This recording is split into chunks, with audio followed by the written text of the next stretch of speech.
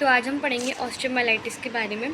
तो ऑस्टियोमाइलाइटिस का जो ऑस्टियो होता है उसका मतलब होता है बोन, और माई का मतलब होता है माइल, MYEL का मतलब होता है बोन मैरो, एंड आइटिस का मतलब होता है इन्फ्लामेशन, यानी कि बोन मैरो का इन्फ्लामेशन हो गया है। और ये इन्फ्लामेशन क्यों हुआ है? इन्फेक्शन की वजह से हुआ है। ये मोस्ट कॉमनली चिल्ड्रंस के अंदर होता है, एंड जो मोर देन 50 ईयर की एज के हैं। इसके अंदर क्या होता है कि इन्फ्लामेशन हो जाता है bone marrow and surrounding soft tissues का इन्फेक्शन की वजह से। ये दो तरह के ऑस्टियोमाइलाइटिस होते हैं, एक होता है एक्यूट ऑस्टियोमाइलाइटिस, एक होता है क्रोनिक ऑस्टियोमाइलाइटिस।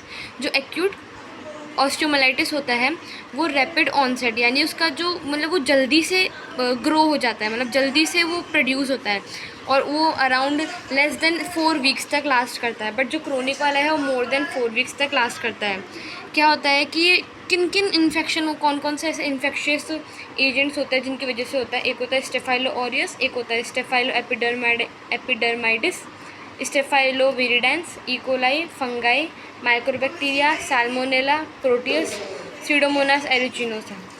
इन सब की वजह से होता है एटियोलॉजी। ये हमारा एटियोलॉजिकल फैक्टर है। अब बात करते हैं हम मोड ऑफ ट्रांसमिशन की। तो क्या होता है कि दो तरह से हमारा जो ऑस्टियोमाइलाइटिस है ये कॉज होता है। एक होता है डायरेक्ट मोड, एक होता है इनडायरेक्ट मोड।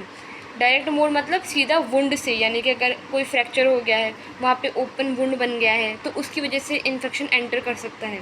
इनडायरेक्ट मोड यानी कि थ्रू ब्लड, हीमेटोजीनस जिसे हम बोलेंगे, यानी ब्लड के थ्रू वो इन्फेक्शन प्रोड्यूस हुआ है, यानी वो इन्फेक्शियस एजेंट किसकी तरह से गया है?